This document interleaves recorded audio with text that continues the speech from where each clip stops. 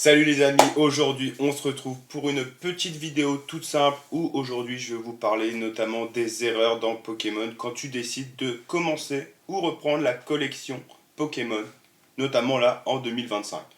Alors cette vidéo, c'est pas des conseils pour vous dire quoi faire, etc. C'est plutôt mon avis concernant Pokémon depuis quelques années, mon expérience, tout ça. Et ça permettra peut-être d'en aiguiller certains et pour éviter de faire des grosses erreurs que moi-même j'ai pu commettre dans le passé. Et je vais vous expliquer pourquoi j'ai fait ces erreurs-là et pourquoi c'est bien de faire attention, quoi, parce qu'on se sait, Pokémon c'est cher, surtout à l'heure actuelle. On est dans un contexte à l'heure actuelle très compliqué. On va dire compliqué dans le sens où on a des séries incroyables qui sortent, comme on a pu voir avec EV8, Étincelle déferlante, EV8.5, Évolution prismatique, une série qui sont juste sublimes, mais avec une demande incroyable. Le retour du scalping, je ne vais pas en reparler ça. Des séries incroyables qui sortent avec très peu de stock, donc c'est compliqué d'en avoir. Beaucoup de demandes, très peu de stock, donc c'est compliqué.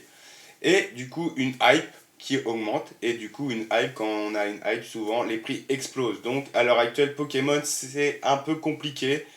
Notamment de se lancer dans la collection, c'est pas le meilleur moment dans le sens où c'est pas là où tu feras les meilleures affaires.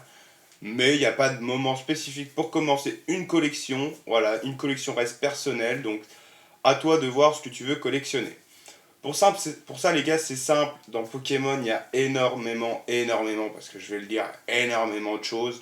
On a beaucoup d'items dans cette franchise. On a énormément de cartes. On a beaucoup de séries. On a des cartes on a des cartes promotionnelles, de plein de raretés différentes. Donc, on pourrait facilement s'y perdre.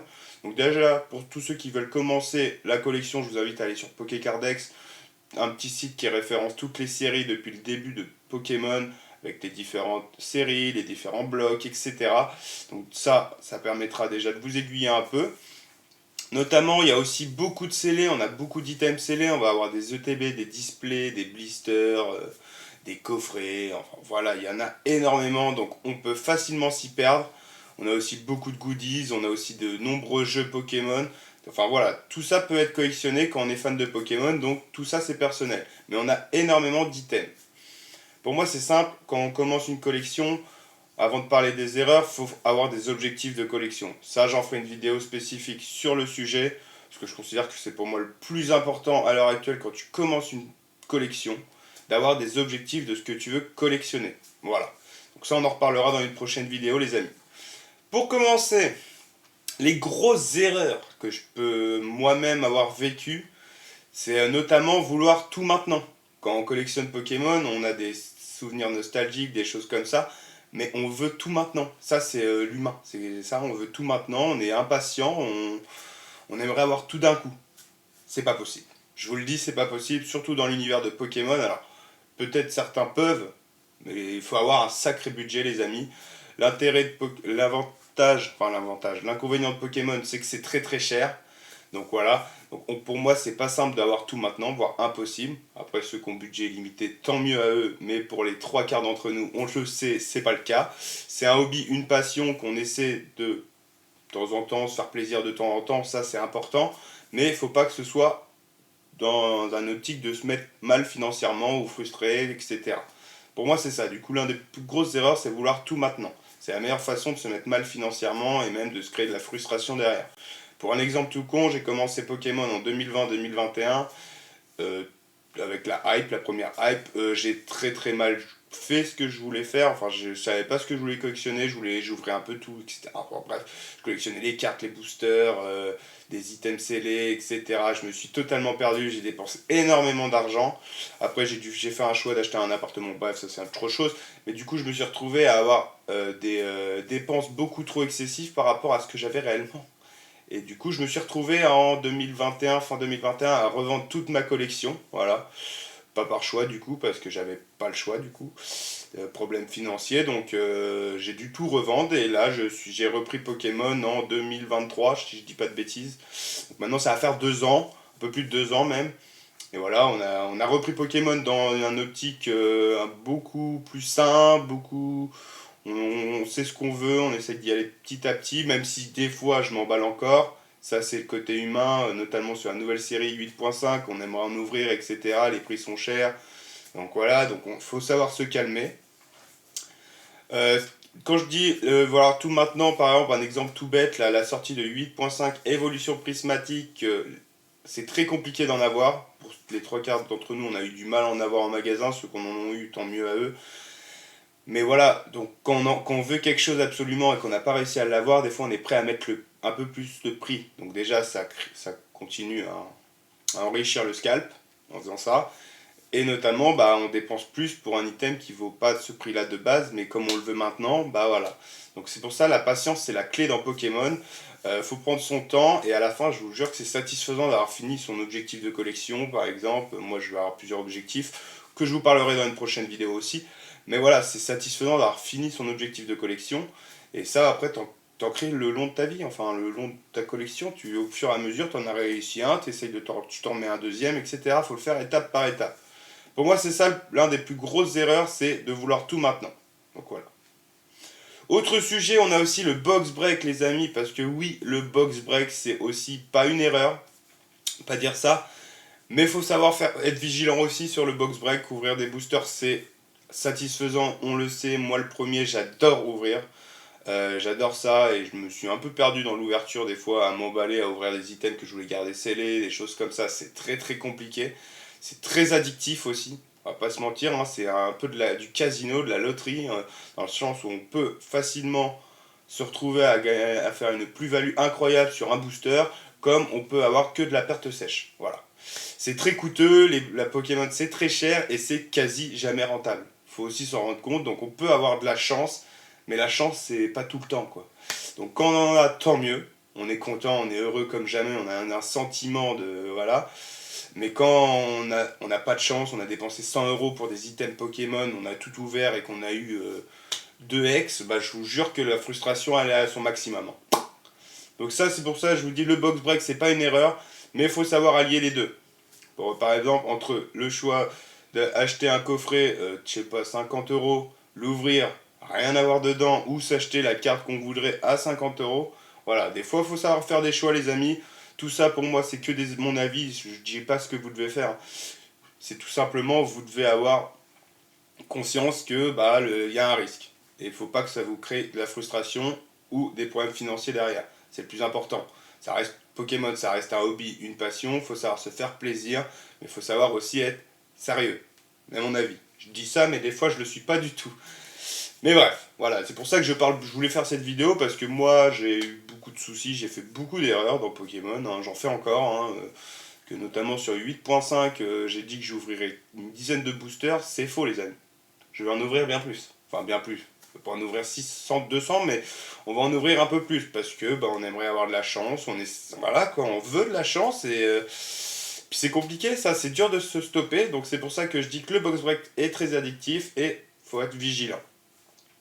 Concernant le scellé, la collection de scellés Pokémon, oui les amis, parce que Pokémon c'est très vague, donc on peut collectionner les cartes, mais on peut collectionner aussi le scellé.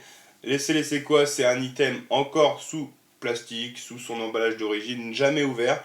C'est ce qui performe le plus, on va dire, dans le temps, dans le sens où, c'est déjà, on va pas vous mentir, Pokémon crée des items juste magnifiques. Comme vous pouvez le voir derrière, ce sont des ETB, pardon, c'est des ETB ouvertes, hein. Mon scellé n'est pas chez moi parce que comme je vous le dis, j'ai un gros problème d'ouverture. Donc du coup, bah, je les stocke pas chez moi et puis même pour une question de sécurité. Moi, je garde que juste les ETB ouverts parce que ça me fait un joli décor, ça me rappelle ce que j'ai ouvert, etc. Ça me crée des souvenirs. Mais voilà, j'en ai beaucoup en scellé, j'ai toutes les ETB du bloc V quasi, une de chaque à chaque fois. Donc voilà, quand je vois comment ça a explosé les prix, je me dis waouh, heureusement que j'ai pas ça chez moi parce qu'à tout moment je serais capable de péter une ETB qui en coûte 300 balles. Donc voilà, ça c'est très bien. Donc c'est pour ça aussi les gars, quand je vous dis qu'il faut être faut savoir se dire stop. Moi j'y arrive pas, donc je les mets pas chez moi. Tout simplement, voilà. Donc je garde les items vides, ça me rappelle des souvenirs et ça me rappelle aussi ce que j'ai dans ma collection. Voilà, parce que toutes les ETB qui sont derrière, je les ai quasi toutes en collection. Peut-être pas la Pogo et peut-être pas la Zénith Suprême que vous devez avoir là-bas. Je ne l'ai plus en collection, mais sinon toutes les autres, je les ai en collection. Voilà. Bref, concernant le scellé, c'est important de ne pas se focaliser sur l'ancien. Quand je dis l'ancien, le vintage. Alors, on se sait, l'ancien crée de la nostalgie en nous. Moi, je sais que j'ai des objectifs là-dedans dans le vintage. mais c'est compliqué aussi de se concentrer que sur l'ancien. Donc sur les cartes, c'est relativement faisable, mais sur le scellé, on va avoisiner des prix hallucinants pour certains items et faut rester sérieux. On va pas se mentir, le récent c'est aussi très bien. Bon, malheureusement à l'heure actuelle, on est dans un contexte qui veut que même le récent c'est un peu plus compliqué, parce que bon, on retrouve plus rien en magasin. C'est un peu triste, mais c'est comme ça. On retrouve quelques séries comme Femme le Nébuleuse, la série que personne ne veut, alors qu'elle est sympa en vrai. Hein. C'est juste qu'on en a eu tellement que pendant un moment que bah. Voilà quoi, on avait le choix entre plusieurs séries. Femme Nébuleuse, c'est la série que personne ne voulait, mais maintenant la série va commencer à performer, je vous le dis, parce qu'on retrouve que ça. Et il y a quand même des cartes magnifiques dans cette série, donc voilà. C'est mon avis, ça. Donc c'est un peu compliqué à l'heure actuelle de collectionner Pokémon.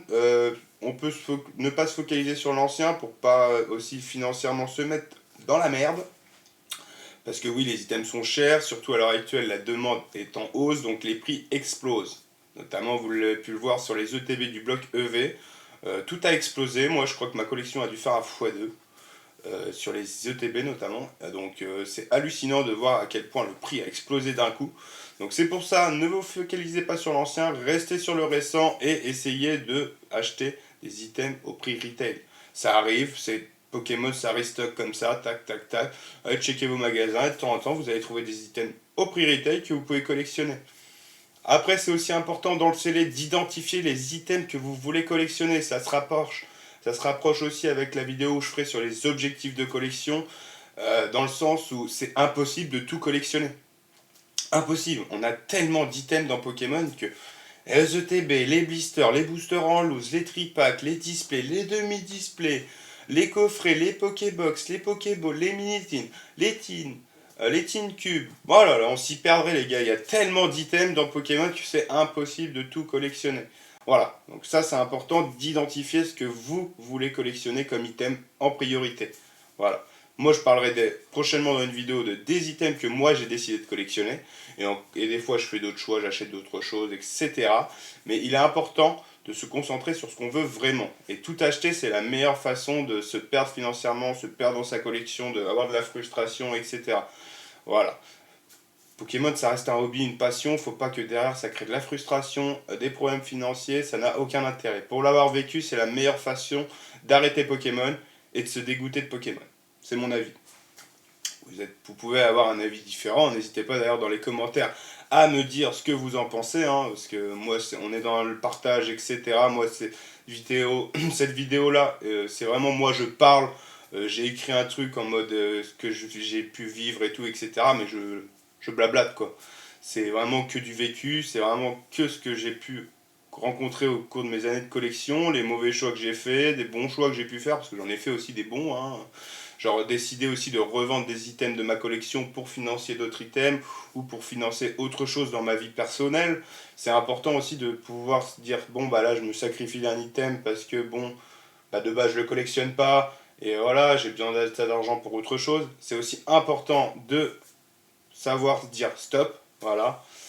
Après aussi, je voulais vous parler des sites d'enchères, des plateformes d'enchères comme on peut connaître avec Vogt, Whatnot. Alors, je suis pas là pour critiquer ces plateformes d'enchères. Moi, le premier, je les adore. C'est des très bonnes applications. On peut faire facilement de bonnes affaires aussi sur des cartes vintage, etc. Ça permet de voir l'état des cartes, plus sécurisant que d'acheter une carte sur Vinted, sur eBay, etc. sans vraiment avoir juste en ayant vu des photos. Là, c'est plus rassurant, on sait ce qu'on achète, et puis des fois, on peut faire de très bonnes affaires. Pardon. Mais aussi, on se sait, on va pas se voiler la face, ça sert à rien de le faire. C'est très addictif. Vogt et Whatnot, c'est très très addictif. Moi, le premier, je n'aimerais même pas savoir ce que j'ai dépensé sur cette application, Vogt notamment, moi. Parce que bon, déjà je pense que je me ferais mal au cœur. Je me dire waouh, tout l'argent que j'ai claqué, mon dieu. Mais voilà, pour ça que je voulais en parler, c'est des bonnes applications, hein, on peut faire de très bonnes affaires, mais ça peut être aussi très dangereux dans le sens où, bah on se sait, on a tous des problèmes addictifs, hein, il y en a que c'est le casino, il y en a c'est la cigarette, etc. Voilà, enfin bref, peu importe, les jeux, les paris sportifs, l'addiction c'est naturel. Et ces applications-là sont très addictives. Pour moi, notamment, ça l'a été pendant une période où bah, J'y allais tous les jours et des fois je me perdais dessus, j'y restais 4-5 heures et je me retrouvais, paf, j'ai dépensé 500 balles quoi. J'avais pas spécialement cet argent pour ça du moins. Donc du coup, c'est pour ça que je veux en parler. Ça peut créer beaucoup de frustration de se dire putain, j'ai claqué 500 balles dans Voct et je me retrouve avec 5 cartes X, 3 AR et hop, c'est tout. Et au final, j'aurais pu acheter ça pour 20 balles. Les gars, c'est le jeu, c'est le box break sur Vogt. C'est fait pour vendre. Il crée des jeux, des petits jeux, des trucs comme ça. Alors tu peux repartir avec des items de fou, des fois avoir de la chance, mais tu peux aussi avoir beaucoup de frustration et derrière te créer des problèmes financiers. Donc voilà les amis, voilà, c'est pas pour critiquer ces applications parce qu'elles sont très bien, j'ai rien à leur reprocher, c'est plutôt nous-mêmes en tant qu'humains savoir se dire stop et faire attention notamment sur ces applications. Voilà, je trouve que c'est bien d'en parler, très peu de gens en parlent, mais voilà. Pour conclure les amis, il n'y a pas de bonne ou mauvaise collection, chaque collection est personnelle. Voilà, vous avez votre objectif. Ne faites pas comme tout le monde, c'est la meilleure façon de se perdre dans Pokémon. Il faut que ça reste un hobby et une passion et il ne faut pas que ça crée de la frustration ou des problèmes financiers comme on peut le voir avec 8.5, la nouvelle série qui vient de sortir là. Les items ont déjà fait des x2, mais attendez les amis, soyez patients, on peut en retrouver dans les magasins, donc ne vous créez pas de la frustration inutile dans le sens ah j'ai pas eu ce que je voulais, je vais payer 20 balles de plus pour avoir mon coffret. Si vous le faites une fois de temps en temps, ça c'est ok, genre c'est à dire je veux ce coffret, je veux cette carte, je suis prêt à mettre un peu plus parce que je la veux absolument. Ok, why not, pourquoi pas. Mais ne faites pas que ça, quoi. Concentrez-vous aussi sur vos items, tout simple, ça peut être un booster, il n'y a pas de collection, il n'y a pas de petite collection, que ce soit que des cartes holo, que des cartes communes, que des cartes d'un Pokémon, il n'y a pas de petite collection. Donc faites-vous plaisir, ça reste un hobby, encore une fois je le répète, c'est un hobby et c'est une passion, donc ne vous créez pas de la frustration et des problèmes financiers à cause de ça. Ne faites pas comme tout le monde, faites votre collection pour vous et pour vous faire plaisir tout simplement. Voilà, donc en gros pour finir, prenez votre temps, ayez des objectifs, fixez-vous des objectifs. De toute façon, il y aura une prochaine vidéo qui va sortir sur la chaîne pour vous parler de l'importance d'avoir des objectifs dans Pokémon. Parce que pour moi, c'est vraiment le plus important si tu veux essayer d'allier Pokémon et plaisir et tout. Parce que sinon, on peut créer beaucoup de frustration. J'en parle par expérience. En tout cas, n'hésite pas à liker, commenter et t'abonner si ça te fait plaisir. Moi, toujours, ça me fait plaisir. Petite vidéo, elle aura duré un petit moment, voilà. N'hésite pas d'ailleurs dans les commentaires à me dire ce que tu en penses, ton avis, les erreurs que toi aussi tu as pu commettre. C'est important qu'on échange sur le sujet. C'est important aussi de sensibiliser les nouvelles générations, même les générations actuelles qui se relancent dans Pokémon, des dangers qu'on peut avoir dans Pokémon. Parce que bon, on se sait, c'est à la base c'est un jeu de cartes. Ça, maintenant, c'est devenu clairement un, comment dire, c'est devenu un investissement Pokémon, donc voilà. Donc faut pas perdre le côté collection avant tout, pour moi c'est le plus important, et savoir se mettre des limites. Donc en tout cas j'espère que la vidéo t'a plu, voilà, petite vidéo, je parle beaucoup, j'ai brassé, j'ai beaucoup parlé. Hein.